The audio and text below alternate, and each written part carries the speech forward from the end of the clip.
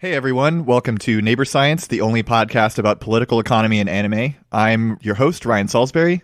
I think we made an announcement of this on the Twitter account, but Chris is going back to grad school, so he will not be on the show very much anymore. So it's going to be me and a rotating cast of hosts. So today we have my friend Josh Burke. Hey, Josh. Howdy. So we are kicking off something I like to call Mecha Madness, and it's just going to be a bunch of episodes about different mecha anime. And so we have to start, of course, with the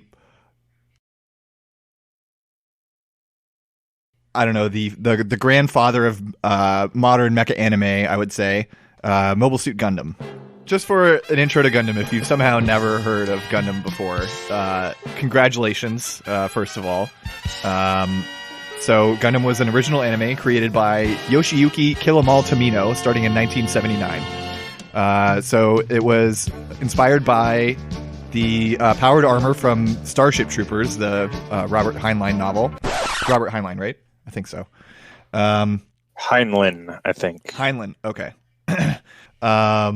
So, Josh, what's your experience with the original Gundam series? I actually saw it on Toonami.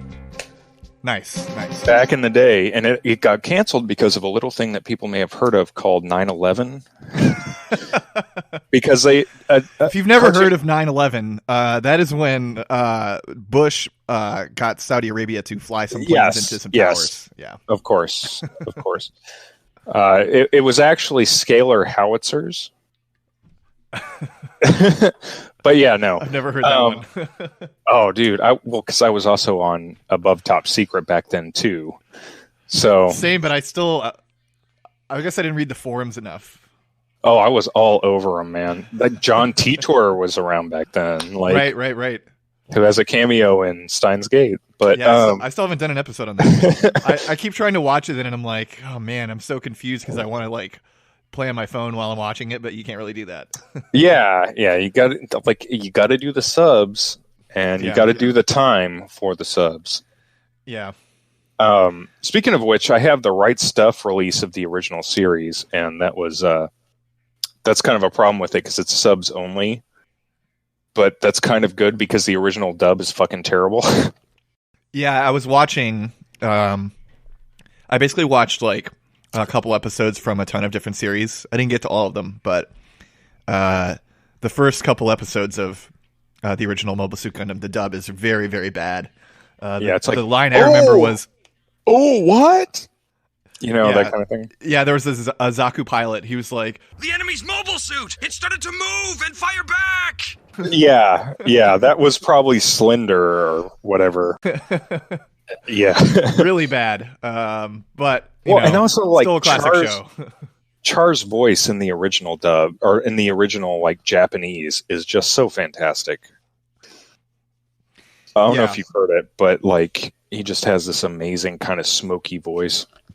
And was incidentally an old actor who was trying to break into voice acting because he had kind of run out of jobs as an actor. So let's see, a little more background on Gundam. So the thing that made it really unique was, before Gundam, your basic Super Robo series would be like, an ultra powerful robot that fights aliens or monsters or whatever. And it'd be like a kid with a wrist band that would call in the robot. It would burst out from underground, and yeah. Gigantor. But then with Gundam, it's taken on more of a military drama type feel. So the antagonists are other humans with super robos. Sometimes the super robos, usually with very weak robos that get destroyed instantly by the main character. Well, and I'd say that is another very big difference of Gundam is it's very technically oriented. Like they talk about like Gundam laser links on my bookshelf. Yeah, they talk about like laser links, and the Zaku's and the Gundam all have reactors in them. Like, there's no magical power source, and of Yeah, I course think they'll well, get there it. is, but still, they try to Well, yeah, explain it at least. it's the MacGuffin. It's the Minovsky Yeah. MacGuffin. Yeah. Yeah, I would say it started the trend of like showing the internals of the Super Robos. I'm currently reading 5-star stories, and that's what they do. Yeah. In there, they show a lot of the internals, even though like those robots are even more magic. You know, it's like the Ez laser machine engine. It produces 2 trillion horsepower. That was basically that mecha designer going nuts. Yeah. I can't remember that guy's name, but he also designed the Hayashiki, I'm pretty sure. Oh, nice. Yeah. That's cool. And did El Game, which yeah, it does look kind of similar, I guess, huh? Yoshiyuki Tomino directed El Game. Huh. So if you've never watched a single Gundam series, there are a bunch of different universes. They are denoted by the calendar they use. So the main one that most of the series take place in is Universal Century. This is the original calendar. It started in, what was it, like 2179? Actually, it started? That depends. So originally it started in 1969 with the moon landing. Oh, okay. And because, NASA had all these ideas for stuff that was going to happen. This all goes back to like... So this would be taking place in like, what, 10 years? Yes. The original? Yeah, pretty much. Damn, but of course... Elon Musk better get to work. Yeah, I know, right? Actually, I hope he doesn't. But... We're gonna have to call them Muskovsky particles. Yeah, Muskovskys. Muskovsky particle interference. but That's Sunrise. That's when the particles call you a pedophile. Yeah. Well, they aren't blocking out radio waves, so obviously they're pedophiles.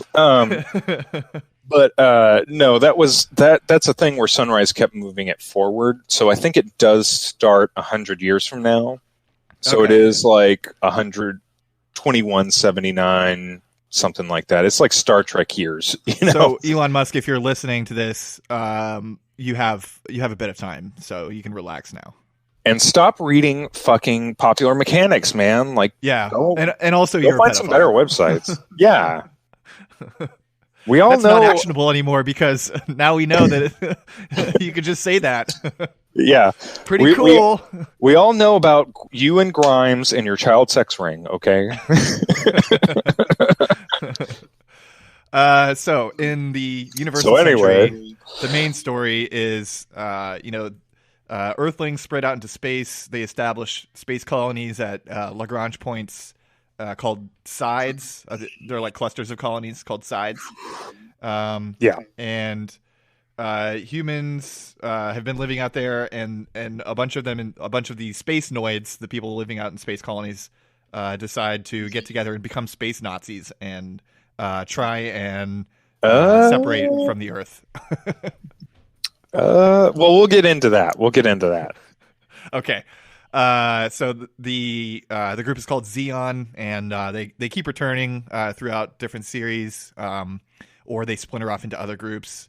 I think Zanskare is like a far off descendant of Xeon, right? Kind of. Well, it's more really born of Spacenoid dissatisfaction with the Earth Federation. Right. So you have these. They're mad about taxation without representation and that kind of shit. Yeah. Well, they're mad because they're being exploited for resources and don't get to see any of the fruits of the profits. Right. So you have a bunch of those.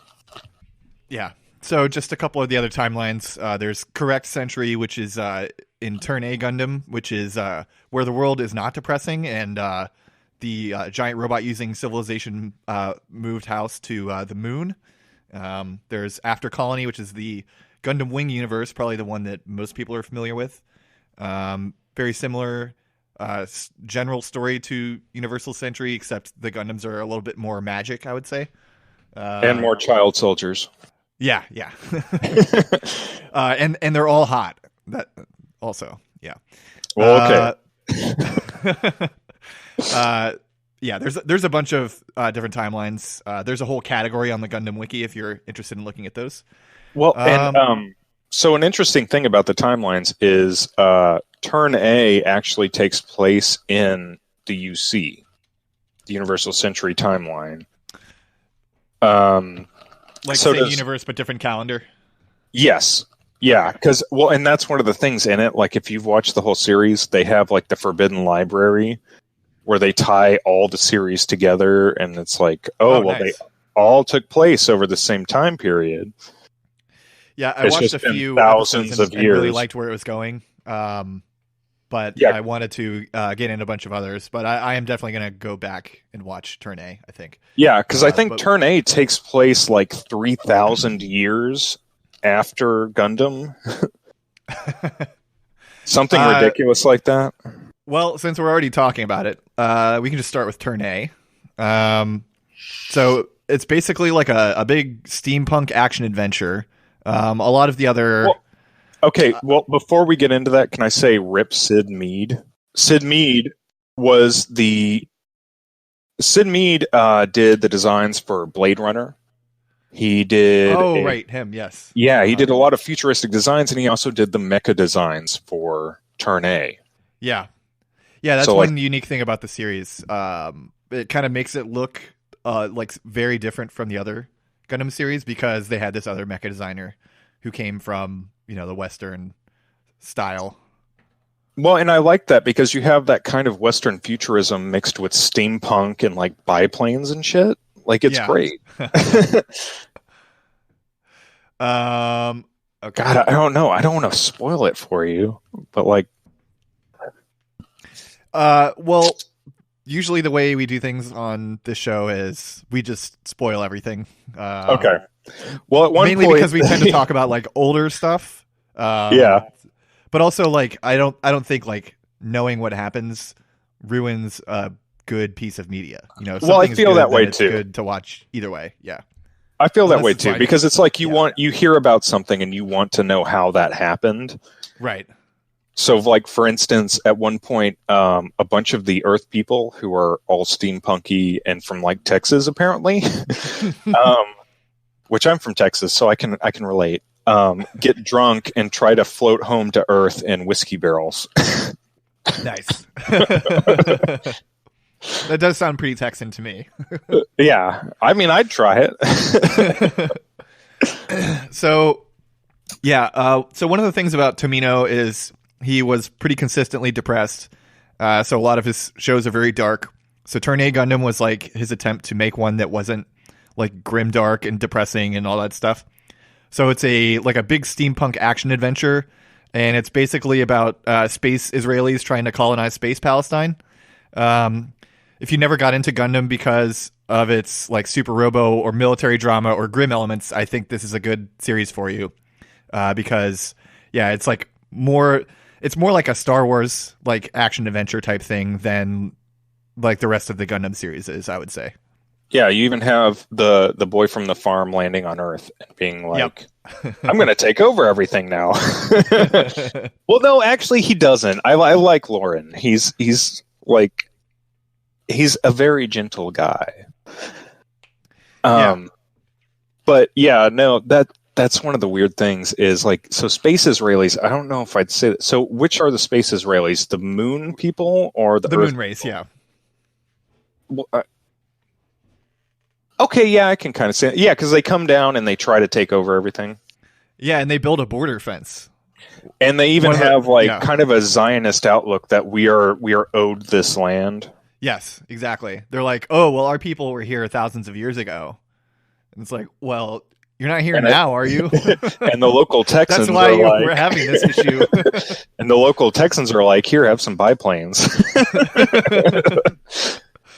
I also I love that because I love that because it's like if you look at they show the map and it's obviously the U.S. and they're like in like Mississippi or something and like going into Texas and I'm like, yeah, man. We're going. We got one of these white dolls. We're going mudding today. Yeah. Get off my land, Yankee.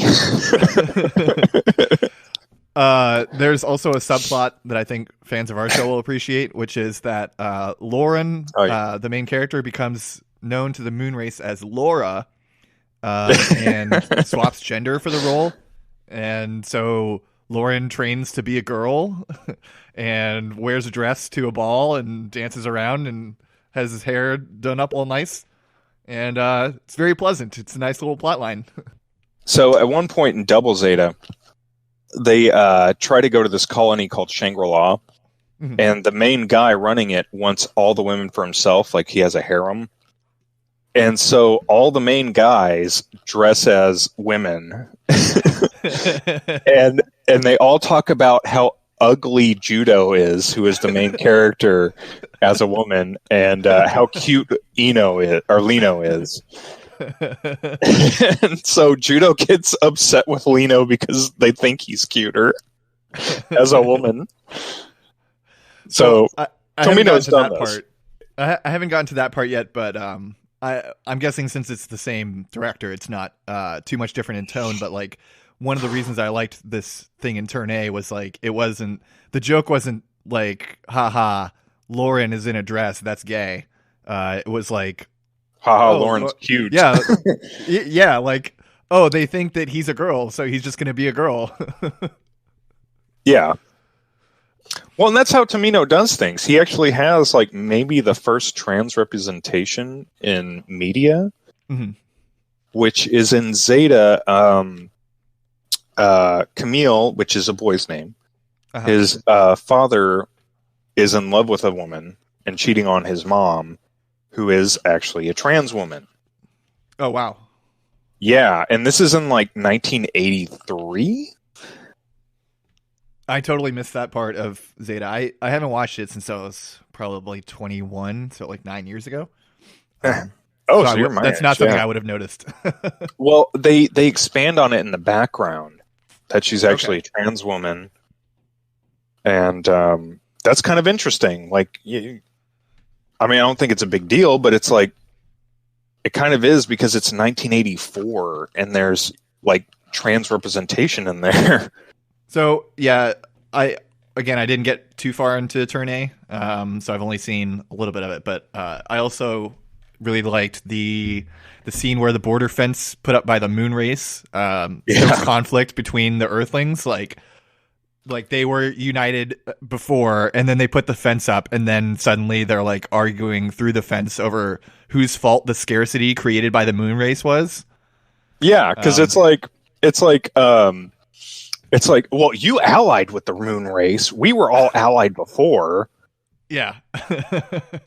And it's like they literally just used a robot to put a fence up and then drove everyone against each other. And then everybody's starting to kill each other just because of that. Right. Yeah, I thought that was a pretty interesting take on some political conflicts, and Lauren as a character, at least up to where I've watched, wants a two-state solution to the space Israel, space Palestine conflict. Which I don't think is wrong there, you know? You kind of hammer it out, like... As long as the space Israelis are willing to accept it, space Hamas is fine with it. Yeah, that's the whole thing. Oh, dude, wait till you get when they go into space and they go to, like, Mexico... And there's like Aztec ruins around a space elevator. So this is real Mexico, not space Mexico. This is real Mexico. This isn't space Mexico from Mobile Fighter G Gundam, which is a giant sombrero. Do we want to talk about G Gundam real quick? I don't know, man. Like, it's so racist. It's so weird because it makes a lot of people's favorites list of Gundam series. Like, I am personally amazed that it was aired on American television. Yeah, because of all of the racist tropes in it. Mexico has a giant sombrero in space with saguaro cactuses growing out of it, and their Gundam does that have a horn that plays La Cucaracha? Because there might be. They may as well. Yeah, that's the theme of the Tequila Gundam. It's La Cucaracha. Yeah. Oh my god. And of course, the American, America is a giant star in space with a Statue of Liberty on it, and the Gundam has a football helmet and shoulder pads that then turn into boxing gloves. Like what? If it was, were they thinking? If it was really accurate, it would be like a tubby middle-aged guy with a modded out AR-15 and a plate carrier. Well, okay, so he also pees himself when he this was in the early 90s. Oh, this was in the early 90s, so that hadn't really happened yet. That was more of a late 90s thing. And but yeah, and Iraq has the Scud Gundam. Oh my god! Which dates it, because Saddam Hussein fired a bunch of Scuds at Israel, and right, yeah. So it's like, god damn, really bad. Well, let's talk about a good series instead. So let's go back to the original. So the original, it came out in 1979. I gave the background already. So one thing I didn't realize, or that I forgot watching the original, was like the colony drop thing was actually part of like the backstory of the show. So it doesn't start at the beginning of the war for space independence. It actually starts 8 months into it. Which makes it, I think, pretty a lot more interesting than if it was like the very beginning of it. You know what I mean? Yeah, because the 1 year war started with the 1 week war. And I don't know if you've heard of Gundam: The Origin, but I have, but I didn't know what it was actually. It's made by. Hold on, I got my copy right here. One of them, anyway. It's 26 volumes, and they're all $30 a piece. So I only have a few. Oh, you know what? I got a couple of those, and I don't know where they are. I might have sold them or something. Yeah, it's Yoshikazu Yoshihiko, who was the main character designer and keyframe artist on the original series, who also collapsed, and that's why some of the Gundams look terrible, is because Tomino himself actually drew some of the keyframes, which is how the Fat GM happened, if you've ever seen that.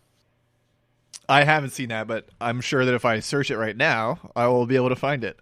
Yeah, it's ridiculously bad. But yeah, I like that, because I think when comparing Gundam to other media, you should compare it to Battlestar Galactica, because they both came out in '79. They're both inspired by Star Wars and Star Trek, and Gundam is obviously much superior. I was gonna say they also use the same font, but I had mixed it up with Babylon 5. They both use the Serpentine font. Oh yeah. Well, Babylon 5 I looked that up to make the promo image for the show. But yeah, and it's and it's like you said in the intro, when they started, if you look at Yamato, Battleship Yamato, or Yamato, sorry. I've had some whiskey and coffee. They fight space aliens. It's different. It's weird having, not only humans fighting humans, but it's all confined to the Earth system. Right. So it's the moon and the Earth and the asteroid belt, maybe, once you get to Zeta. Yeah, I would say that the closest, probably the closest modern series to The Expanse, more original Super Robo. I was going to say Knights of Sidonia would be closer to the original. Kinda. Yeah, but that's a generation ship, isn't it? It's out in interplanetary or interstellar space. Yeah, but they do. I think they do have Super Robo, and they are fighting aliens. So, well, and okay, for an original series, an original anime series just of that era that people would have heard of. That's what I'm thinking of. Yeah. Yeah. Well, or Darling in the Franxx, where they're fighting aliens. True. But technically they aren't. Also. Well, they're dinosaurs, but close enough. They're like humans that turn themselves into dinosaurs. Well, in and they're oil. like space spirits that inhabited space dinosaurs. I don't fucking know, man. It got weird. It got weird Yeah. towards the end.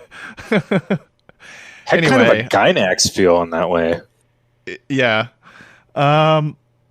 So one other interesting detail I found out about the original Gundam series was Tomino created new types to explain why Amuro was able to pilot the Gundam, or why he was piloting the Gundam.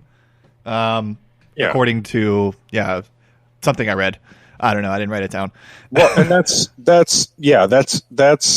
where the new type came from. But it's weird because I was watching the movie compilations last night, because I have the movie compilations, because like I'm not going to watch all those episodes.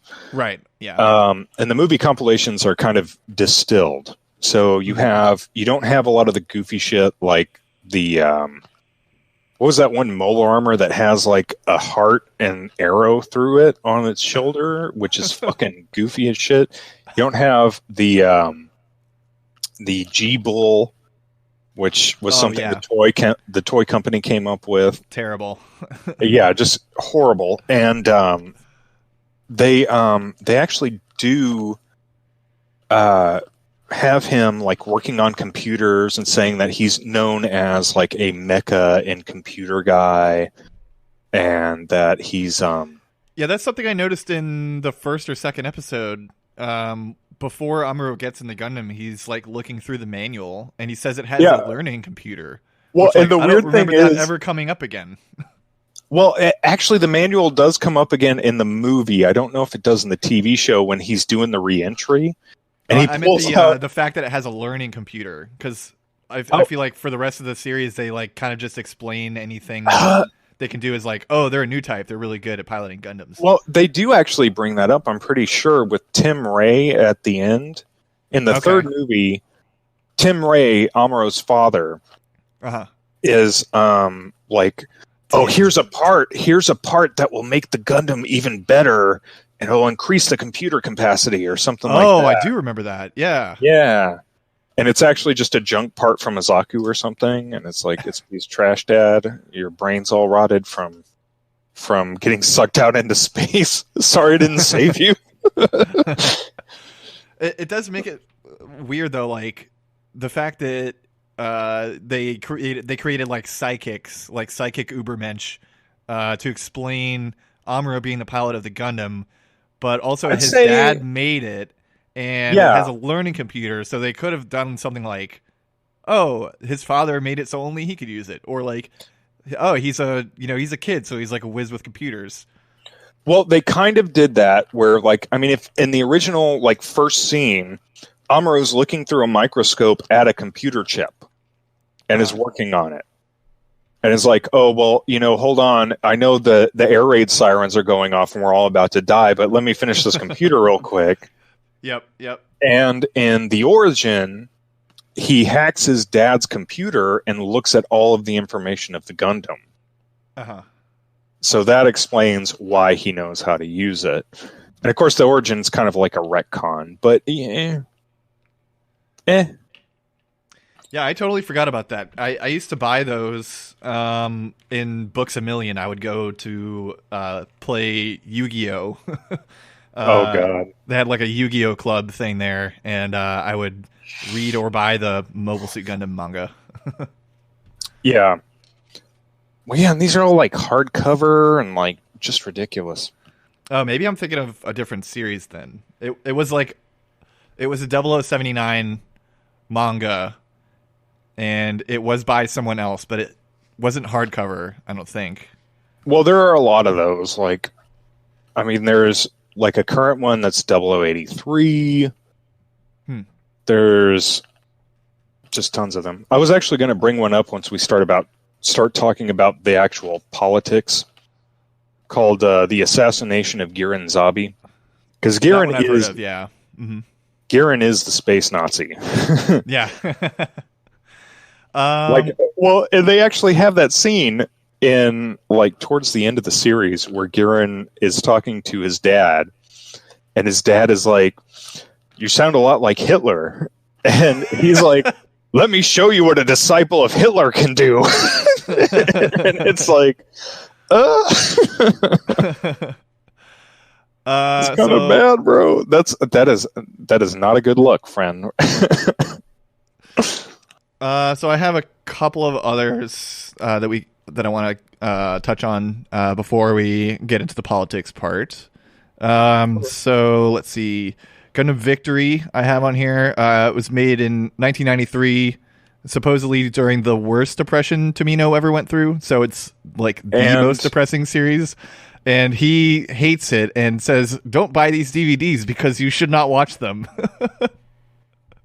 Well, and it was his big divorce, which is probably why the main villain is a patriarch. And they have guillotines and are trying to destroy the world with like a psychic ray. But yeah, because that was when I saw an interview with Tomino where he was talking about that and talking about like how terrible a father he was and just how horrible the divorce was on him. Damn. And that's where a lot of that came from. That's probably why he hates it so much. I liked the series. I thought it was great. I mean, you have space biker like battleships. Like you have. I had a hard time getting into it because one of the things about it is the producers pressured Tomino to show the Gundam in the very first episode. So they go through the first episode and then they go back. It's supposed to be like the third or fourth episode. So they start there and then they go back to the and you're actual like, why start is this of the series. city burning? What is going on here? Yeah, it's just like the very first thing that happens is a pilot is shot down, and then we see like the bombed out remains of a city with like bodies sticking out of it. Yeah, it's just like, wow, this is fucked up. Yeah, and it's like, did the producers actually think that was a good idea? Like, oh, here's a bunch of dead bodies, children. Have fun. But hey, kids, you want to buy the toy, huh? Don't you? Yeah. You got to step over these dead bodies first. But I do actually... It did work because I did buy Gundam models from Victory without knowing what they are. Oh, dude, I did that too, and F91. I have a backlog right now with the Ver-Ka Victory 2 Gundam. Nice. Which I'm afraid to build because I don't know how to do decals. Because they're all water slide decals, and I don't know how to do those. Oh, yeah, those are hard.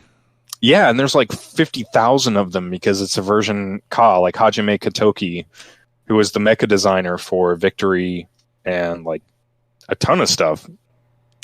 Yeah, when I was building Gundam models, I was always too clumsy. So I never got into like painting them. I can only do the stick-on decals, and I usually broke them like at least one part before I finished. So, yeah. Dude, I entered them into regional model building championships, and people went nuts when they saw a Zaku. When I was like 13, Holy shit. nobody had seen a Zaku before. This was like 2001, 2002. And they just went nuts over it because it's like a Zaku's fucking weird looking, you know? Yeah.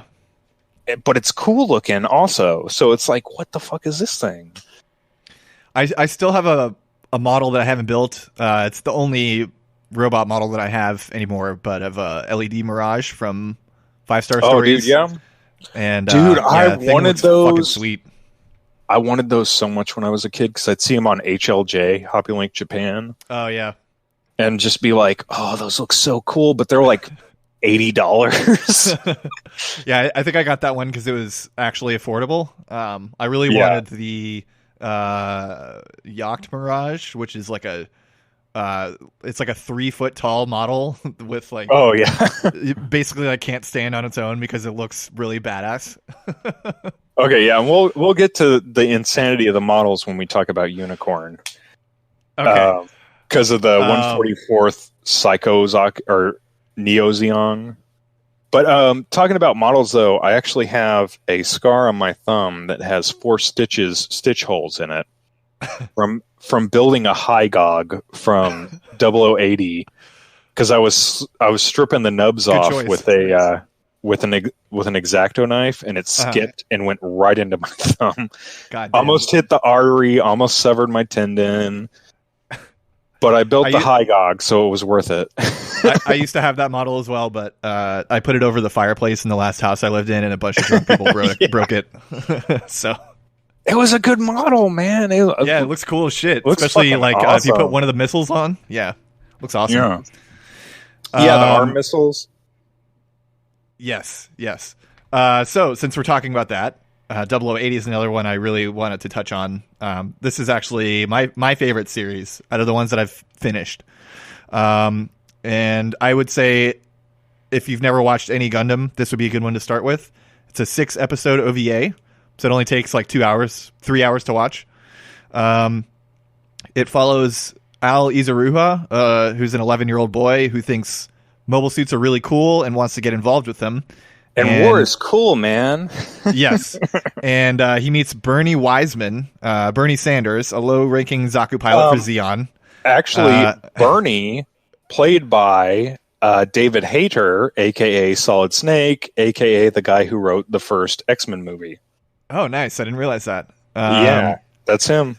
Yeah, so he's in Al's supposedly neutral colony. He gets shot down in his Zaku, and Al thinks the Zaku's really cool, so he like starts hanging around Al, trying to help out with his squad.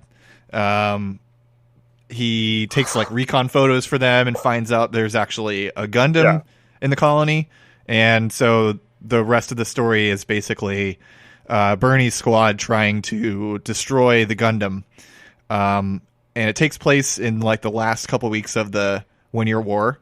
Or months. I don't remember how long it is. Yeah, it's like between Halloween and New Year's, because the nuking. Oh yeah, and there's nukes involved.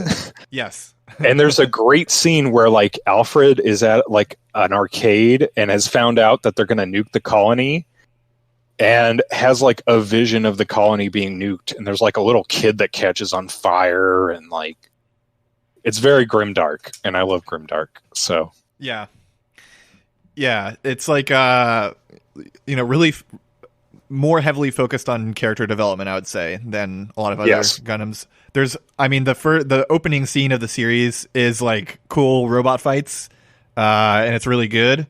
And there's a few other cool robot fights, but it's mainly like character driven. There's a lot of use of dramatic irony in the show.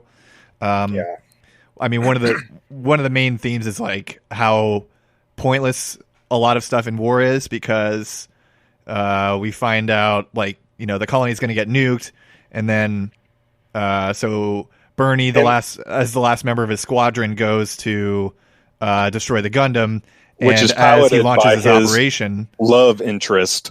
Yes, and as he launches his operation, Al finds out, they're actually not going to be able to nuke the colony because the ship carrying the nuke was caught.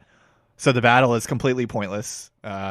Everyone just dies for no reason, and then Nothing left, like sir. the war is already ending anyway. So like nothing in the show had any point.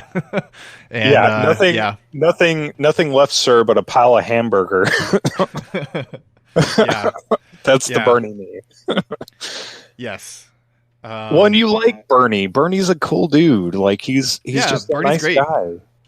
Yeah, and he's a young guy, so it's like forgivable that he doesn't have like some strong, ideological opposition to anything that he's doing. It's just like, well, I he's just like I signed up for this, I guess. So, yeah, he's just a conscript like everybody else. And Mackenzie doesn't either. She's just another conscript.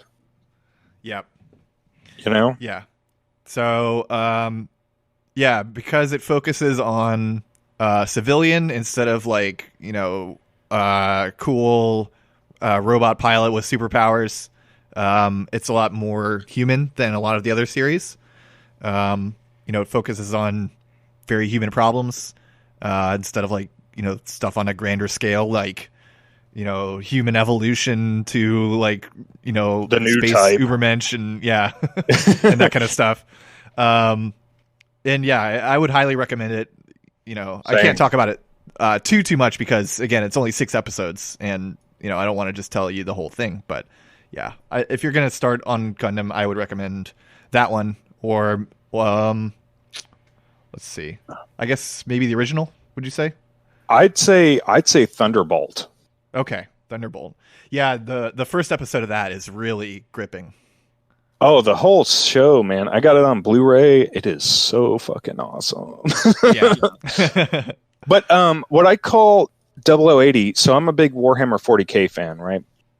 Okay. As well as Gundam. Gundam got me into 40K. But building the models led me to building models of other stuff. But in 40K, they have what's called domestic 40K. Because you have like the big battles and all that shit. But you also have like, the domestic stuff. Like the things that are happening behind the lines. Okay. And I'd say 0080 fits that profile. It's what's happening behind the front line. Yeah. It's more about the characters. It's more about, what's going on with them. Like you have all these lines about like, resources are scarce because of the fighting between Zeon and the Federation. Oh, hey, didn't you hear our colony allied with the Federation now? And it's just this kid kind of navigating this world. Yeah, and not a as lot of the child tragedy in soldier. the other shows, they're kind of like forced to move on. Some important character dies, and then they're like, "Oh, that's really sad, but we got to keep going." And in this show, like the important characters dying is like the entire story, and it's just devastating. Yeah, because it's like you like Bernie. Bernie's a cool dude. He's you don't want nice either of them to guy. die, especially because you realize that there's no point. Yeah, and they work well together. You want Mackenzie and Bernie to get together, and then at the end, well, spoilers. They kill each other. Well, right. Mackenzie kills Bernie. Yeah, they nearly kill each other. One kills the other. Yeah, because I watched it last night in preparation for this, and yeah, you have that whole scene with Mackenzie leaning down to Al and saying, tell Bernie I said hi. Yeah. And like Al just starts crying, and you kind of want to start crying. Yep. Yeah, I definitely wanted to cry. Yeah. Oh, dude, and we got to talk about 0083 because I watched that last night too, and I think it's relevant to the politics. Okay, so I never got too into that one. So do you want to talk about it? Yeah, sure. So 0083 takes place after the 1 Year War, but before Zeta Gundam. Mm-hmm. So you see 0083. And what happens in it is Zeon launches Operation Stardust. The other name is Stardust Memory. Mm-hmm. And in that, their goal is to launch a massive attack against the Earth Federation. And throughout the series, again, like spoilers, I'm just going to mention spoilers because like they're kind of relevant to what we're talking about here. It turns out that the Earth Federation knew about this because like Zeon nukes, they steal a Gundam that has a tactical nuclear warhead on it, which was banned by the Antarctic Treaty, which was a plot device to keep, nukes from being used in Gundam. What was that Gundam called again? Because that one looks pretty fucking awesome. The GP02. That's right. And so they steal that. They go on a tear and eventually nuke Solomon. Like hit it with a thermonuclear weapon, destroy 2/3 of the Federation fleet. And the ultimate goal is to drop a colony. Right. All of this was kind of sanctioned by fascist elements in the Earth Federation, particularly Jamatov Hyman. And yes, his name is Hyman because Tomino likes vaginal names, like Quattro Vagina. And Jamatov is kind of in charge of this and is down to have a colony attack because that means he can get more power because of the terrorist attack. And Bascom shows up in like control of the solar system that's supposed to blow up the colony, but doesn't. So it all goes awry and destroys the breadbasket of North America. which increases the Earth's dependence on the colonies for food. Interesting. Yeah, this is all like a geopolitical thing. Yeah, it's pretty fascinating stuff. But yeah, that's 0083. Yeah, 0083 I think has my favorite like overall number, like in terms of overall number, has my favorite mecha designs. Like it does. New Dude, Azio looks really fucking cool. That's one of the GPO3. first series. That's one of the first series where Katoki really, they let him go and do his own thing. So Nice. you have the Dendrobium and all that stuff. And the Zamel is one of my favorite ones. It's like this giant like hovercraft with a huge howitzer on it. Yeah. It's fucking cool. And yeah, the GPO2 looks really cool. It's got a giant shield that it uses to protect itself from a nuclear blast. Yeah. Yeah. The problem with it though is Ko Rocky is fucking annoying as shit. Yeah.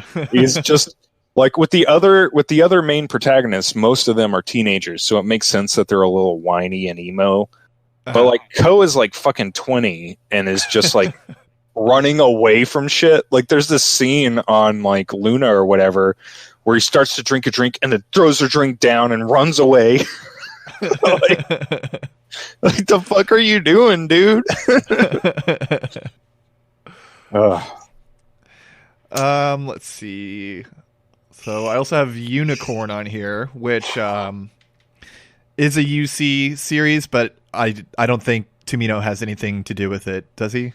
Unicorn? No. So it seems like it's basically a retelling of Mobile Suit Gundam, but it does, it adds some stuff to it.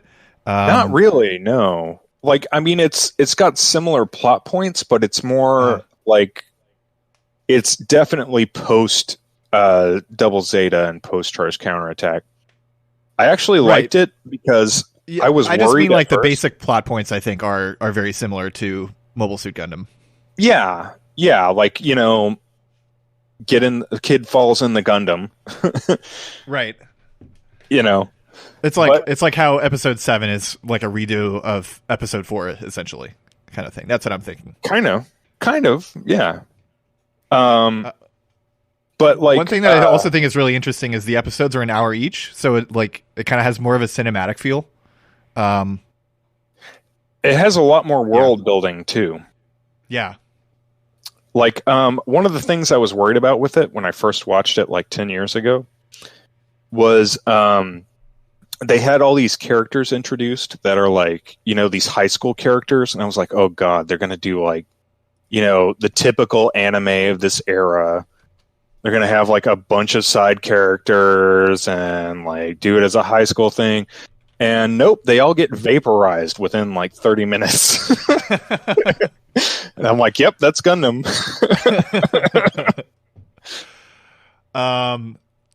Yeah, so it's like a really new one, so the animation quality is significantly better than almost every other Gundam series. And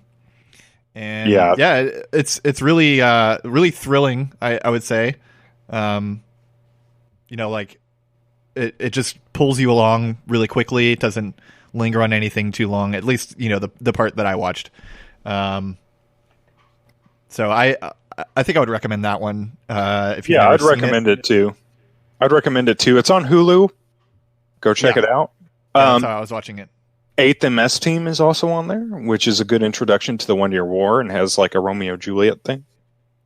Yeah, so I didn't rewatch that because I watched it. I watched like the whole thing in my 20s, my early 20s. Yeah, exactly. I guess it was on Toonami, and I do remember that one being good. But I didn't get a chance to rewatch it at all.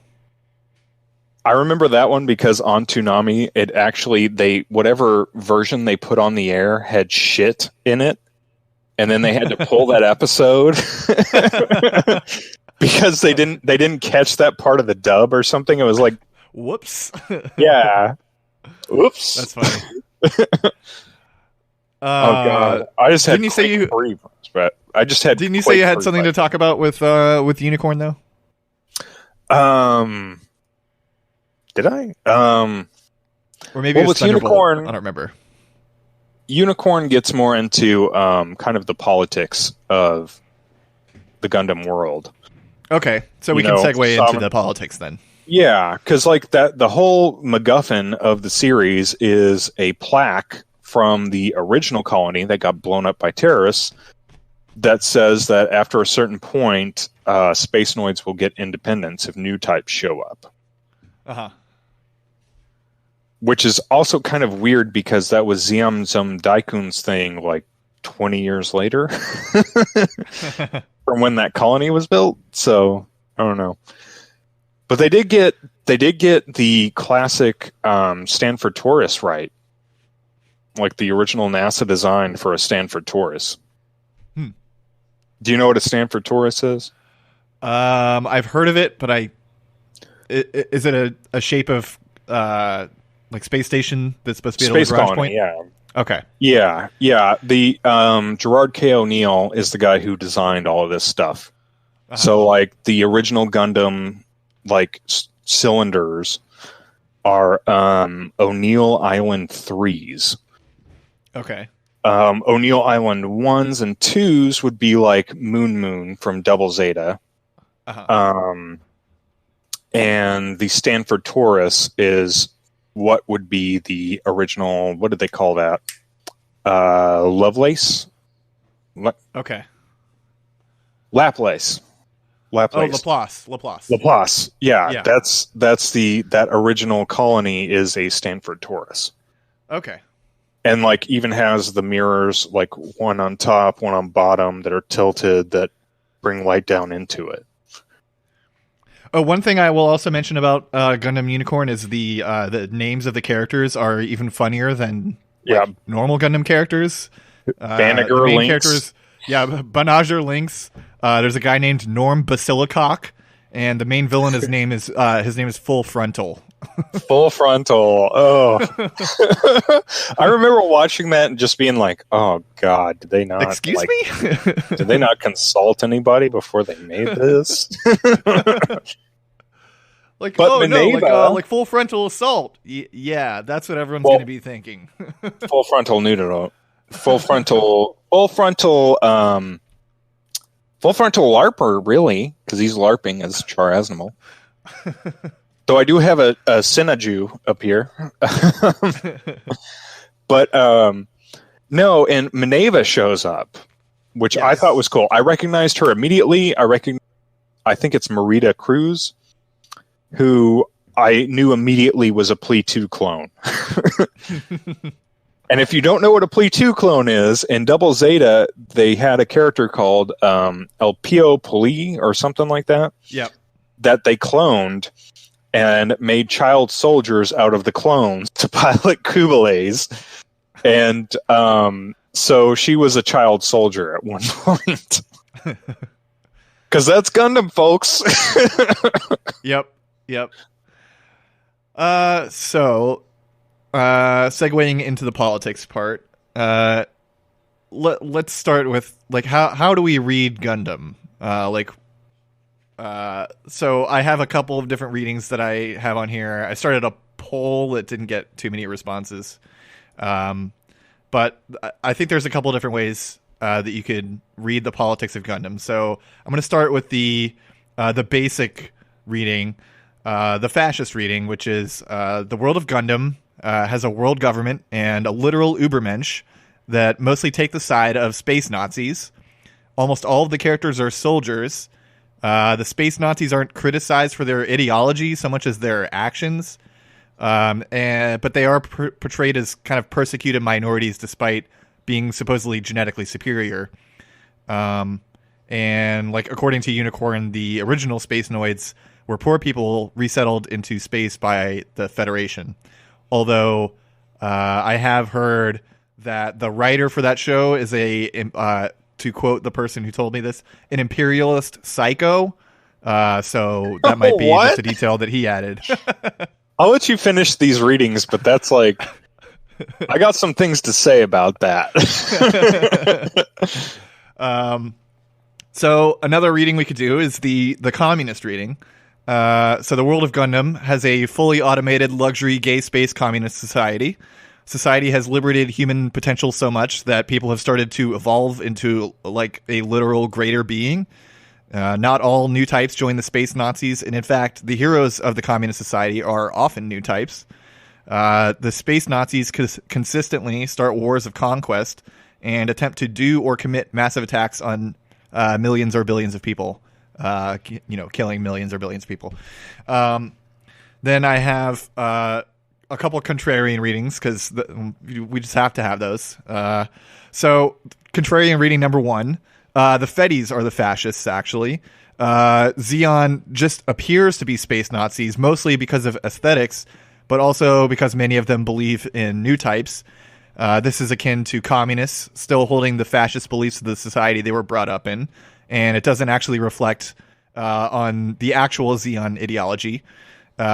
Terrorist attacks are the purview of occupied peoples, and so you can't fault Zeon for them any more than you can fault the IRA or Hamas. And finally, contrarian reading number 2 is new types don't actually exist at all. They are just competent pilots who buy into religious nonsense. The supposed brainwaves they have, that they uniquely have, are meaningless. They are akin to, Scientologists reading an e-meter and telling you that your Thetan count is low.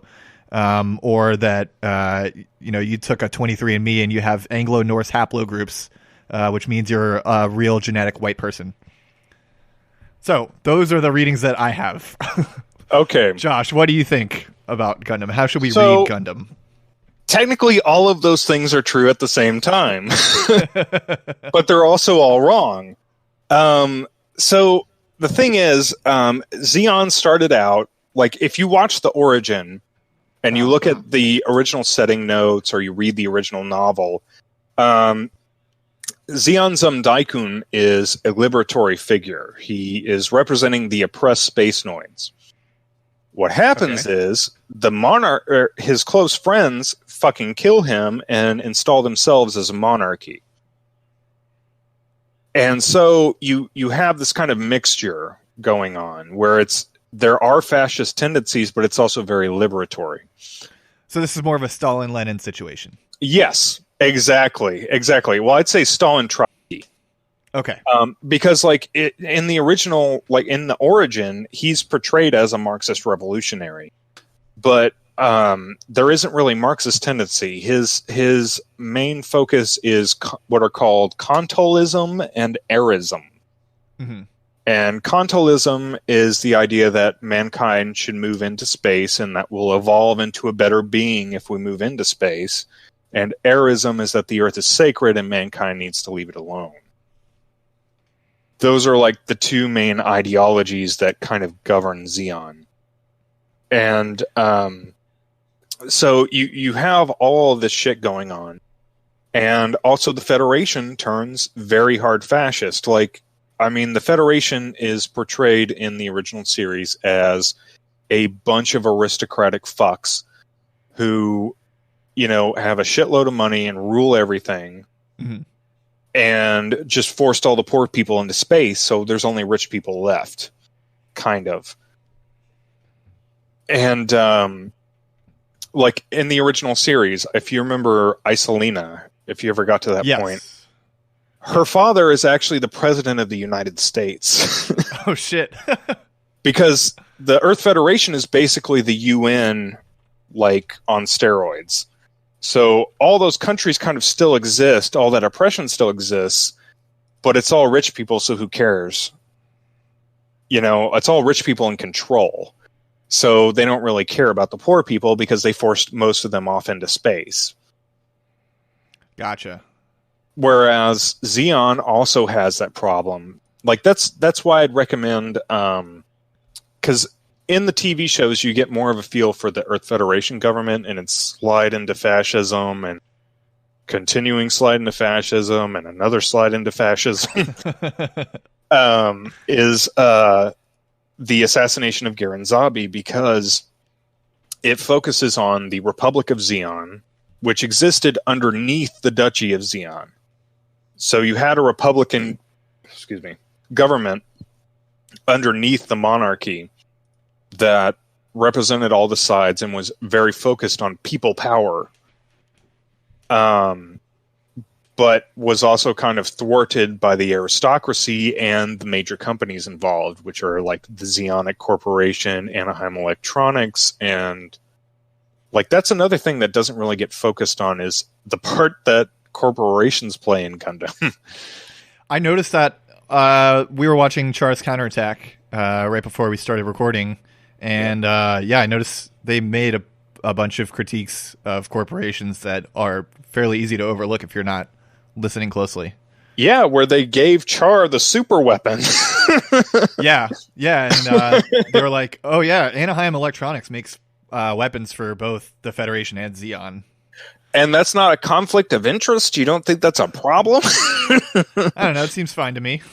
Well, because the thing is, like, okay, so I can sum this up. I tried to get my dad who's a 70-year-old boomer, right, to watch the original Gundam movie compilations. And he told me, I can't tell who the good guys or the bad guys are, so I quit watching it. And I'm like, that's the point. That's also a revolutionary thing about Gundam in that era is that there aren't really good guys and bad guys. There are people with competing ideals. Right. So, like, Giran... Yeah, and I saw in like at least one interview, Tomino says specifically he doesn't want to tell people how to read the show. Yeah, he's like, he just puts it out there. You make your own interpretation. Right. Well, but obviously Giran is a space fascist with the whole, like, let me show you what a disciple of Hitler does. But, like, Dozel isn't. Dozel's a pretty nice guy. He's a loving father. Wants to do right by his kids. He was just kind of born into it. Garma's kind of a dick. But, Char is, like, trying to reclaim his father's legacy, but also realizes he's kind of going off the rails, which is how he winds up being 4 vaginas. Quattro vagina. Yeah, I guess it shows, like, kind of a more realistic portrayal of politics how in general. People in conflicts are. Yeah. Like, they don't necessarily join a side because they're like a committed space Nazi. They join because maybe, their family has been involved, or, they just got roped in, or they want to help their friend who joined, who maybe is a committed space Nazi, stuff like that. Yeah. Yeah, or you join the Federation, which also isn't that great. Like, that's the thing, is like, when you say space Nazi, the Federation is also space Nazis. Like, the Titans are definitely space Nazis. Like, yeah. I mean, they gas colonies and, like, okay, so their response in Zeta to a mass protest was to gas the entire colony and kill, like, 10 million people. Jesus. That was the Colony 30 incident. And, like, then they do it again in the series, which is where that, if you've ever seen that meme that says Dagnar, that comes from them putting gas canisters onto one of the colonies to gas it and kill like 10 million people. Yeah, and there was also a character in Unicorn who was saying that, Federation special forces would get deployed to colonies and just, like, murder a bunch of people because they're bored. Yeah, like that was because the ECOS, or whatever it was, ECOAS, were like the special forces, and they just they just get kind of deployed because people were upset at that colony, so they needed to kill a bunch of them. Like, there are no good guys here or bad guys necessarily. The good guys are the characters you enjoy. The good guys are the friends we made. Bernie and Al. Yeah, and, like, and in Unicorn, you have kind of that pulling of the thread of kind of the entrenchment of the families that control the Federation. Because it's like kind of a neo-aristocracy. Right. As much as there's aristocracies on both sides too, which is interesting. Yeah. Like, I was watching the first Gundam movie last night, and they, that Yashima of that family when talking about Mirai. And, like, that's not a good thing. Yeah, they even carry that into Wing. I was watching Endless Waltz yesterday, which not as impressed Great by it show. as I was when I was a teenager, to be honest. I But still am. I still am just from the nostalgia. yeah, I mean, the robot fights are cool. I think part of Yeah. the problem was I was watching the dub because I was trying to do other stuff, and the dub is very bad. Well, the mecha designs also by Hajime Katoki. Mm-hmm. Yeah, Absolutely the mecha designs fabulous. are cool. Mm-hmm. Yeah, and I was watching After War Aristocracy. Gundam X recently too, which I think is the same designer, a lot of the same crew. Yeah, that one's very good actually. Yeah, I like underrated Gundam series. X. Yeah. They have a psychic dolphin. Well, yeah, because in Gundam Wing, you have the Peacecraft family, you have Zex, right? Yep. And they're all part of this neo-aristocracy, and you see that in the original Gundam too. Like, when Zeon takes over part of the United States, you have all of these rich fucks that show up and are trying to court favor with them. So it turns a little Game of Thrones-ish. Yeah, well, no, because that was the whole thing with Isolina. If, like, Or, I guess more accurately, Game of Thrones is just ripping off Gundam, because Gundam came first. all Grimdark is ripping off Gundam. But yeah, because you have that whole scene, like, all of the scenes portraying, like, the leaders of Earth, they're all rich fucks. Uh-huh. They're all, like, bloated bourgeoisie people. And, like, even into Double Zeta, when, like, Zeon starts to take control again, like, Neo Zeon shows up, and they're just, like, fucking terrible. Yeah, I do like, I already forget his name, but the main antagonist of the first part of the show, he's, like, a super chivalrous knight, but Which show? he's, like, of Double Zeta. And yeah, Guinea. Yeah, I think it's he's Guinea. really restrained. He's really restrained in fighting the Federation, but only because he's really horny for Haman Karn, who, like, tells him to Yes. obey a strict code of conduct and all this stuff. And here's the fucked up part. He's a cyber new type, so she basically broke his brain so that he would be obsessed with her. Like, that's the Grimdark, folks. Yeah. Well, but yeah, so that's the other thing about new types is... Wait, was that me or was that you? Probably me vaping. Oh, okay. I keep muting my mic when I do. I'm just moving away from my recording mic, but I forget that I am talking through another one. So, yeah. But yeah, so that's like a whole thing with shit. Where was I going with that? New types is that they can be manufactured, Right. because you have cyber new types like For Murasame and that one that thinks Camille is her big brother, even though she's like 30 and he's like Plu? 9. No, Plu was Double Zeta. Oh, okay. Yeah, because she thought Judo was her big brother, but there was another one in Zeta who was like a 30-year-old ass grown woman who was like hanging on this 16-year-old boy like my big brother. But she was also traumatized. She was also extremely traumatized by the war and then turned into a new type. She was there for the Gundam drop in 0083. Okay, so just real quick, so cyber new types. Not the Gundam drop, I thought they were clones, but so they can be just regular people that are forcibly turned into new types. Yeah, they do genetic therapy and like implants and shit. Wow. Okay. Very grimdark. Yeah. Yeah, so she was there for the colony drop, not Gundam drop, colony drop in 0083, which destroyed... Well, yeah, and I mentioned that earlier about it destroying the breadbasket, increasing Earth's reliance. Right. Because that was the whole thing. That was like the purpose of Operation Stardust, was to weaken the Earth. Did you want to talk about anything else with the politics, or should we move on to reading a couple of reviews? Let's do reviews, man. I'm down for that.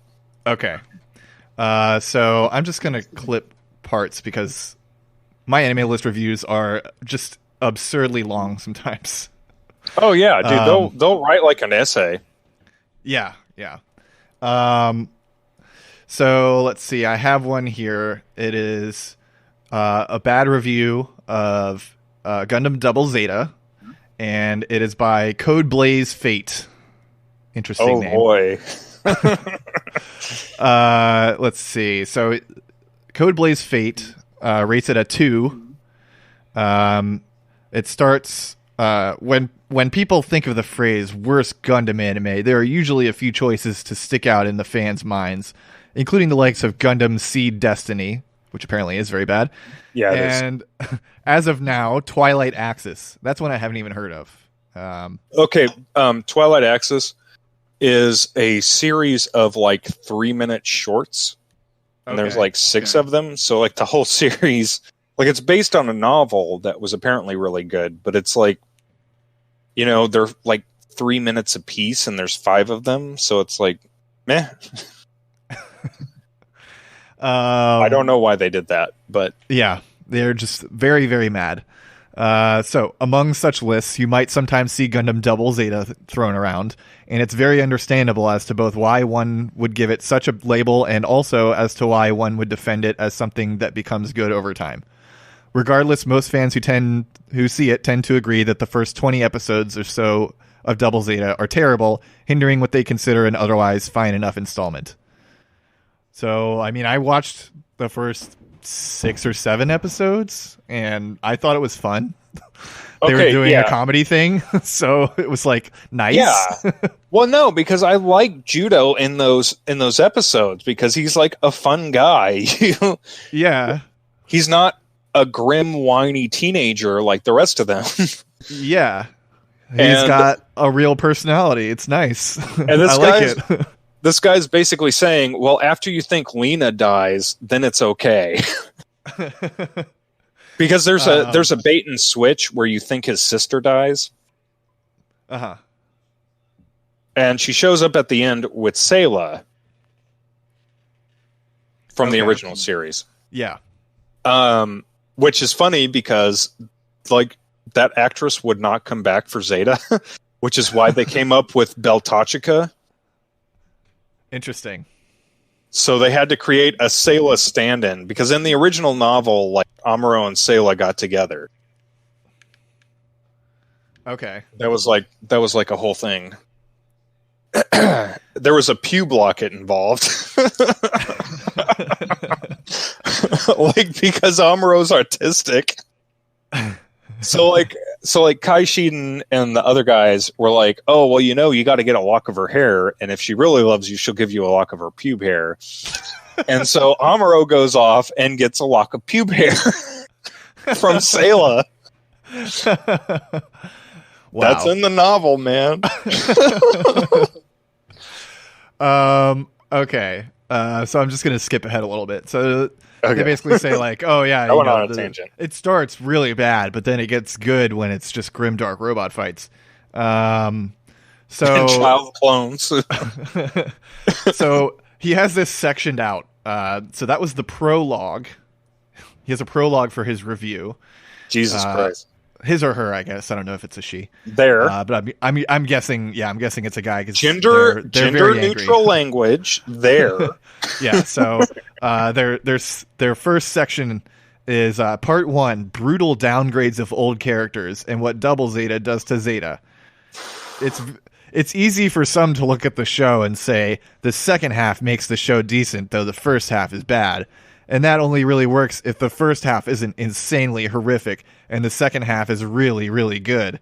Neither is the case. And the first half of the show is either a doubt the absolute worst this franchise has to offer, even now when comparing it to Twilight Axis and Seed Destiny.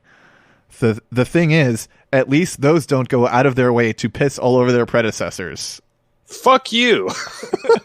Like, one of my favorite parts of Double Zeta is Bright trying to slap Judo and getting slapped back. Nice. And Mr. Wong, because if you remember from Zeta, there's this guy, Mr. Wong, who runs like the AUG on Luna. And he beats the crap out of Camille and then tries to beat the crap out of Judah, but Judah beats the crap out of him.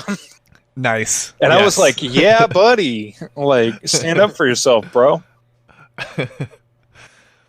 Say what you will about Zeta Gundam, you cannot deny the growth some of the characters had over time. That makes it all the more infuriating when important characters such as Yuiri and Yazan Gable. Dude, Fa was fucking annoying, and Yazan was fucking psychopath. Yeah. So they get nerfed ridiculously, losing to and all around being completely outclassed by complete newbies like Judo Ashta earlier into the show. Fa became a competent pilot at the end of Zeta Gundam, and Yazan was one of the scariest, most formidable forces of that show too. To see them become bad pilots is aggravating and beyond nonsensical. Okay, so let me address this. So for Fa, so Camille got extremely traumatized by the events at the end of Zeta? Yeah, well, I mean, at the end of Zeta, fucking everybody died. Yeah. You know, and except for Camille, who's a vegetable, which is even worse. He got literally mind raped. Yeah. And like his mind was burned out, and so Fa took care of him because they were like boyfriend girlfriend kind of thing going on, right? Yeah. Yeah, and she says she's his girlfriend. Yeah, and so she takes care of Camille. That's why they're doing that. And Yazan was in like the Hammurabi or whatever it's called. Yeah. And after the final battle Hammurabi. Because you know, ancient Middle East. But his like capsule got ejected, and he was floating around in space for a long time and had brain damage from the lack of oxygen. Yeah. Like, they mentioned that in Double Zeta as to why he's kind of weird now. Right. Like, this was like, watch the fucking show, dude. Yeah, this is my favorite thing in my anime list reviews. I've been reading quite a few of them recently since I had this idea for Mecha Madness.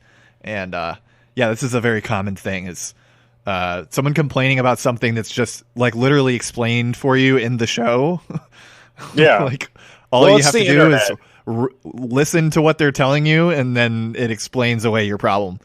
I mean, it's the internet. Like, you have that recent thing with ContraPoints, and you have tons of people saying, well, I didn't watch the video, but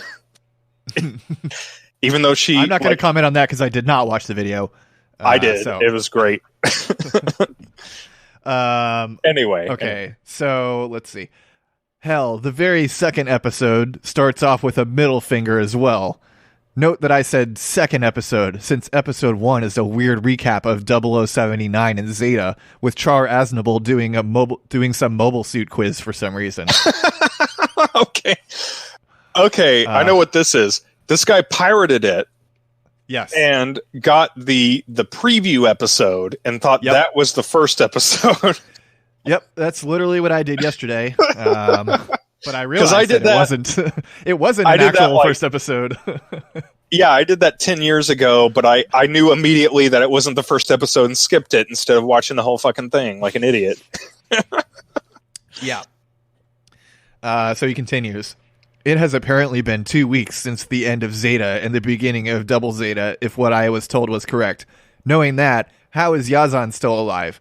To be honest, they didn't exactly make any fanfare of his supposed death in Zeta, but there was no way he could have survived the attack he was faced with that destroyed his Hammurabi. So that's what you were just talking about. Yeah, well, he did. And got brain damage. That was the whole thing. So again, just didn't listen. Yeah. Like, well, guy's an idiot.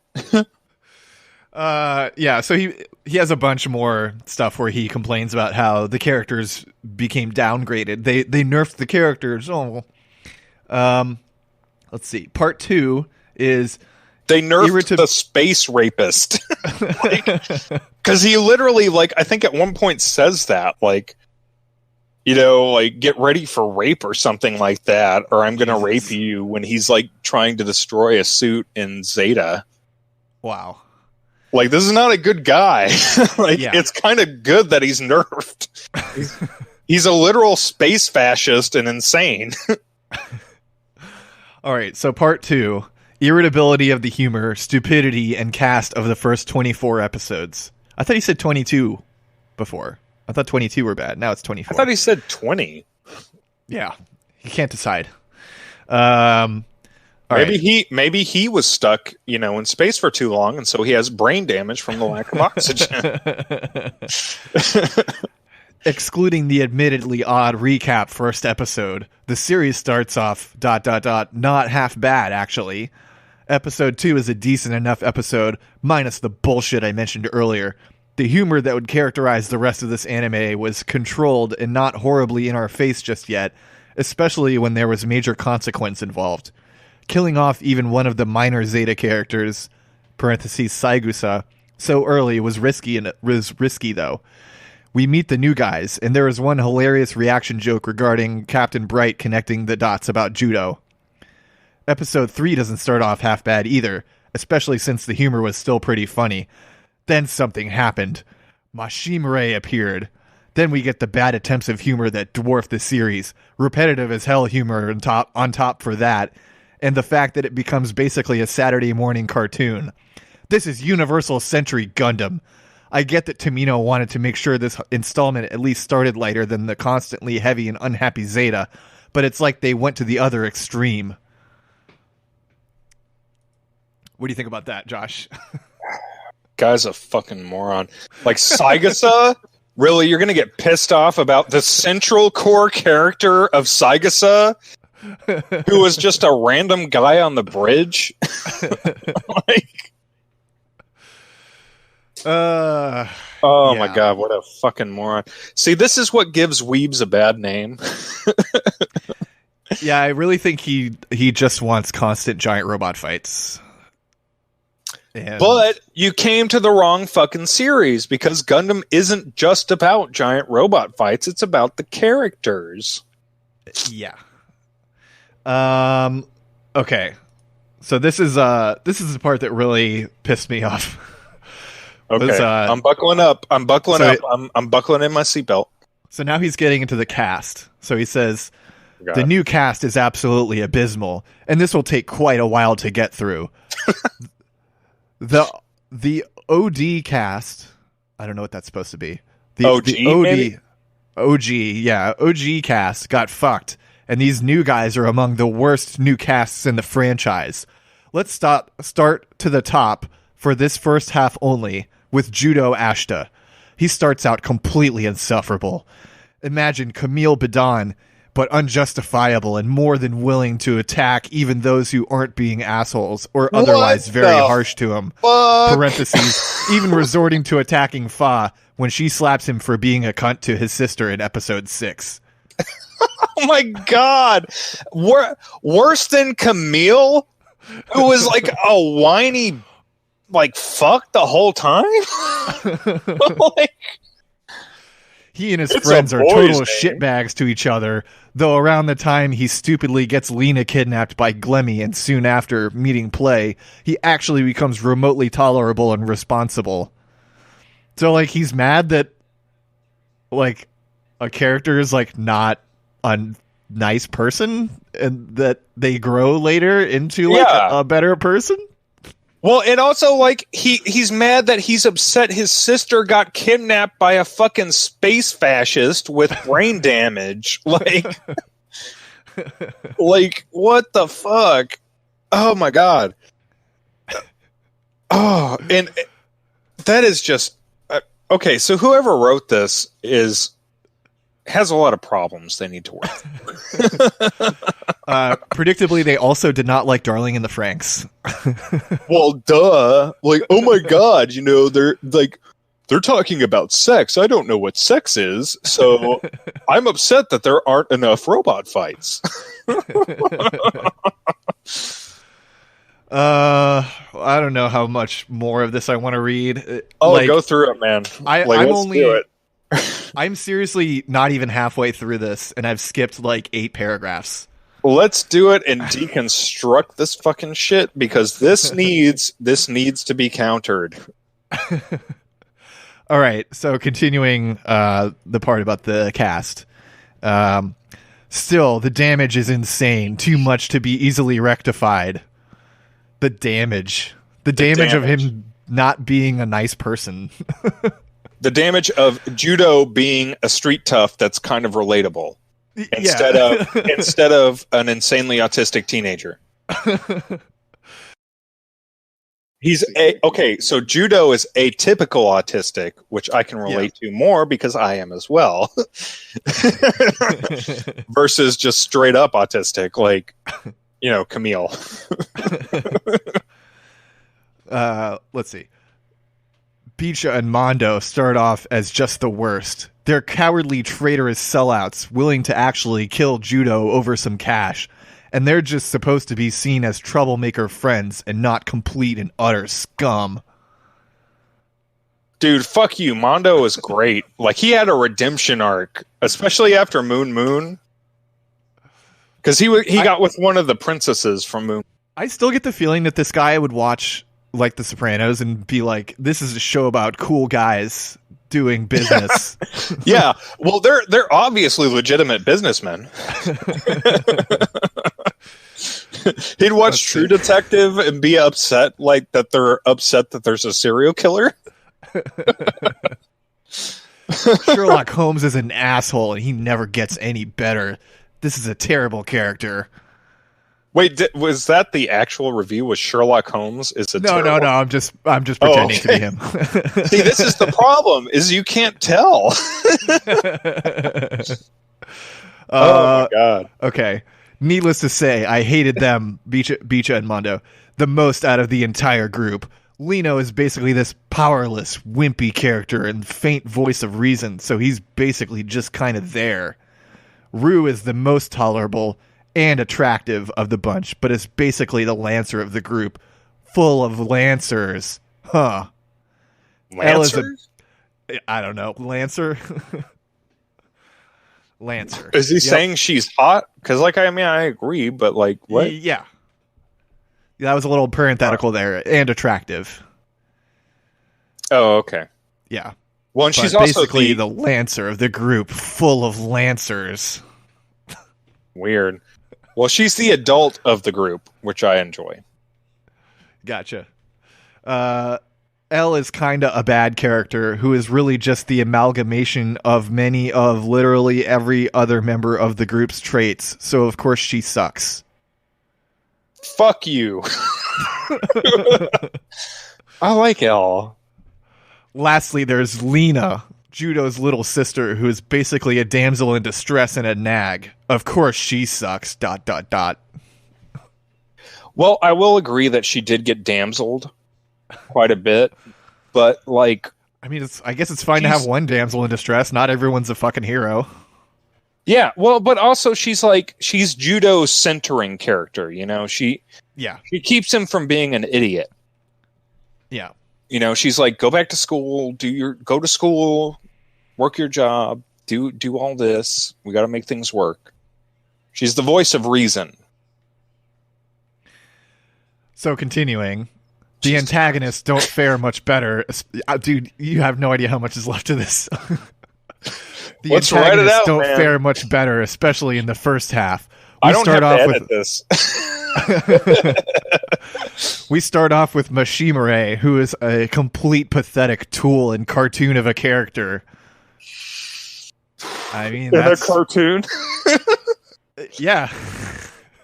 He's a pathetic tool. I mean, he's a knight. He's supposed to be a parody of, a chivalrous guy, and he's also a villain of a cartoon. Okay, this actually reminded me. So in Garen's Greed, because I'm sure he's going to come up on the junkyard guy eventually. You remember the junkyard guy in like episode 10 or something? Who I didn't get that far. Oh, okay. So they get to this junkyard guy that has like a junkyard robot. But in Garen's Greed, there's actually an option to have a Tim Ray army, like post-brain damage Tim Ray. where you have all these junk mobile suits that have super high stats and just stomp all over everything. And one of the guys is the junkyard guy from like the first 10 episodes of Zeta or Double Zeta. And they're led. I might know who you're talking about. The guy in the like weird 6-armed thing with the moving cockpit. Yeah. Yeah. Okay. Yeah. That guy. That guy. Yeah, that guy was funny. You can pilot that guy while fucking. Yeah, this is the thing. It's like you're taking this super seriously, and while that scene is going on, Yazan is eating like a giant bone. Like a cartoon bone with pork on it. Like, Jesus fucking Christ. Like, harsh shit, man. Yeah. Let's see. It's not a stretch to say that in the first half especially, he is a one-dimensional Saturday morning villain who is all about chivalry for his lady in the most repetitive gags of the franchise. I don't think Saturday morning cartoon guys are like openly horny for people. I don't think that's a thing. Yeah, well, and even anime people aren't openly horny for people most of the time. Yeah. But wait, who is he talking about? Is he talking about judo? No, Mashimare, or however you pronounce that. I never did catch how you pronounce the guy who was like horny for Rue? For Hamon. Oh, okay. Yeah, the main antagonist guy. Yeah, well, do you know how to pronounce his name? It's Mashymre. Mashimura or Mashimara. Okay. Mashimara. Okay. Mashimara. Okay. That's a much better pronunciation. And yeah, well, and then Haman gets horny for judo, which is kind of creepy, but that is actually related to, if you have read Char's Deleted Affair, she has the hots for Char, and Char isn't into her because he's in love with Lala still, which relates back to the whole kind of creepy thing with Char and younger women. Ugh. Come on, Char. Get with someone your own age. Well, he did, and then she broke his brain, and that's how Char's counterattack happened. Oh, yeah. I don't think you actually talked about that after I started recording. But I thought that was pretty interesting. Okay, I might be wrong, but I'm pretty sure Char was either 19 or 21 when he was into Lala. And Lala was like 16, 17. Ooh. Yeah, so yeah.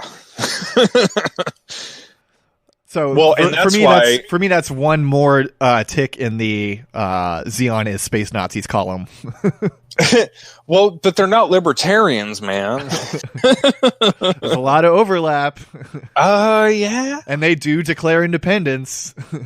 Yeah, and they shouldn't pay space taxes, so I will add one thing I forgot for the like a real point for the Xeon R fascist thing is Char, who is a very important person in Xeon, in Char's counterattack, says that he wants to like instill discipline on the people of the Earth. That was like part of his motivation was like to discipline them, which is to me is very fascist. His motivation was Contolism and Arism, which I already mentioned. Right. And his approach to achieving that was to nuke the Earth and send it into a nuclear winter. Yeah. So that everybody has to leave the Earth. Like, that was his idea, was like, oh, well, I know how I can do this. I'll just drop a fucking asteroid on there. Yeah. So I guess we could say they're eco-fascists. You know what? Kind of. Yeah. I don't know. I still don't think Xeon is fully fascist. Because they aren't related to a current concept of race. You know? Yeah. I mean, because to them, it's like a space-noids. Yeah, it's like a uniquely Gundam concept of race, I would say. Yeah, it's more like nationalism, but not tied to race. I mean, it sort of is because they have. Yeah, I guess it is more nationalism, but there is the whole new type thing, which is. But I think that's very similar to the Ubermensch thing. It is, but it's not dependent on race Yeah. in our sense. True. Yeah. Because, like, that's kind of one of the jokes of Xeon in the Gundam universe, and even in Double Zeta, you see that, where, like, Xeon is much more diverse than the Federation. Because, like, Federation is, like, all white people, but Xeon has, you know, a lot of people of color in it. Yeah. That's true. And it's not seen as a big deal, but there is that Ubermensch aspect of the new type. Yeah. Because that is part of Contolism, is the idea that mankind will evolve in space and become a new type of mankind. Right. Well, there's just way too much of this review left, and I think we've successfully skewered it on just the parts that we read. I think we can start wrapping it up now. So, let's see. In conclusion, I would say Gundam is a extremely diverse franchise. There's a lot of, I think, a lot of different genres that are captured by different series. You know, Victory's like a kind of post-apocalyptic, or After War Gundam X, I mean, is a like kind of post-apocalyptic. You have Turn A Gundam, which is like a, you know, steampunk action adventure. You have, you know, the original series, which are, you know, straight like military drama. 0080, which is like a even more like military drama, but human interest kind of thing. Yeah, exactly. So I think there's like something for everyone in Gundam. What would you say are your top 3 Gundam series, Josh? Ooh, that's tough. I like Double Zeta, but I also like Unicorn and Thunderbolt. Thunderbolt, okay. I like a lot. You know, because I'm gonna finish that one because it was really, really exciting. It gets into the grimdark. Like the main like captain is addicted to like heroin injections or something. Yeah, and he's a huge asshole too. No, her. The captain is a woman. Oh, captain. Okay. No, I'm thinking of the main guy. Yeah. The main pilot guy is a huge asshole. Yeah. Oh, yeah. He totally is. Yeah. No, that was one of the... I read a negative review of that show, and that was one of the complaints they had. Again, just like complaining that the main character isn't a nice person. God forbid. But yeah, no. So Unicorn, Thunderbolt, and... What was the other one you said? I'd say 0080. Yeah. And of course the original series. Like, I don't know. I don't do good with like top 3s, you know? Yeah, same. But, you know, no one's going to hold you to it. If you change your mind later, it's fine. Well, if I post this on MHQ, I'm going to get shit for it, but I'll say mine. 0080 is my top one. I've watched that more than any other Gundam just because it's a lot easier to watch. Well, and I watch it like every winter. Nice, just since I was like 14 when I had like VHS taped it off of Toonami. Oh, nice. Yeah. Let's see. Number 2 for me, I think Turn A is going to be my number 2. It's really weird. I like action adventure stuff. I'm definitely going to get back into it. Yeah, it's really nicely animated. Beautiful animation. I love Lauren as a character. He's a really cool character. Yeah. Yeah, and then number 3, I think Thunderbolt might be it, but I haven't watched the whole thing. You get it. Like Right Stuff has like sales on the movie. I got the torrents for like every single Gundam series. I got a C box recently, so I've just been going crazy. So you on what is that website? Naya or Nya?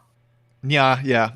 That's the one. Because I actually downloaded it to stream, even though I already own it on Blu-ray. Yeah, the Double Zeta torrent ended up being messed up, so Yeah. I missed a little bit in the like episode 2 and 3 where Dude, don't they you just showed fucking the hate intro. Yeah. Don't you fucking hate that where it's like, because like my friend keeps uploading streams. Like I have a friend with a Plex server, and he keeps uploading streams for like The Mandalorian, and they're all bugged out. I'm like, dude, what are you doing? He's like, no, it's fine, man. It's fine. Works for me. All right. I guess my number 3 is Char's Counterattack, because I've seen that a bunch of times. It's really, really well done. You know, movies are always higher quality in terms of animation anyway. I always remember that dun dun dun dun dun at the beginning. And yeah, I really like, you know, seeing kind of the characters from the original Gundam series have their stories wrapped up a little bit, you know, or continued at least. And okay, so all of these, like Gundam, Zeta, Double Zeta, Char's Counterattack, were all part of the original novel. I thought Gundam was an original anime. It was a light novel first? No, it wasn't. He released the light novel because they couldn't do everything they wanted to with the series. Okay. So between the series finishing and the movies happening, the movie compilations happening, he released a novel. My problem is that the novel was translated in like 91, so they didn't have the Bandai approved names down yet. Oh. So Char is Sha, SHA, and it's kind of annoying. But yeah, eventually in those, Char takes back his original name, Casval, and you have Casval's Neo Zeon after he kills Caecilia. Okay. And that's where Char's Counterattack came from, essentially. Gotcha. Yeah, that's kind of the origin root of it. So I guess that's all I have. Josh, thank you for joining me to talk about Gundam. It was a lot of fun. No problem, man. You want to do Votomes or Macross, let me know. Yeah, I might end up adding Macross because totally forgot until today that that it was a thing, and I definitely watched it a lot when I was a kid. So I think I probably will do that. Robotech or Macross? Well, I watched Robotech, but I also watched Macross. But I also watched Macross. Yeah, I recently had the DVD box set of Robotech that had like every single episode. Yeah, I have. Yeah. I have that on my shelf over here. Yeah, I had to make space, so I had to get rid of it. But yeah, anyway, thanks a lot, Josh. Hopefully we'll hear from you again for the Macross episode. And Votomes, dude, torrent Votomes. Like, okay, I'll check it out. It is fucking fantastic. But yeah, man. Do you have anything to plug? Yeah, it's a YouTuber called Jason Diathenrai. I watch him. He does Let's Plays of Gundam games and knows tons of the lore, pointed out, and actually like translated a lot of stuff for like, you know, Seed and 00. Speaking of games, I totally forgot about the existence of the games. I would also recommend the PS2 game Federation versus Xeon or Gundam versus Zeta Gundam. Very, very good Gundam games. Best ones I've played anyway. I was watching 0083 last night, and it got towards the end, and I remembered that level from Encounters in Space. I was just like, oh man, I love doing that demolition chain. But he does like, he has all of the main campaigns for Garen's Greed. Mm-hmm. Which, if you're like me and you grew up in the 90s, you heard about Garen's Greed, and you're like, what is that thing? Yeah. You know? Which I have on PSP now. It's really fun, even though the computer totally cheeses everything. Yeah, and he only has like 1,000 subscribers, so I'm like, I gotta, mention him. Awesome. I will check him out myself. Yeah. Thanks again, Josh. No problem, and man. Thanks to everyone for listening. Bye. Talk to you later, dude.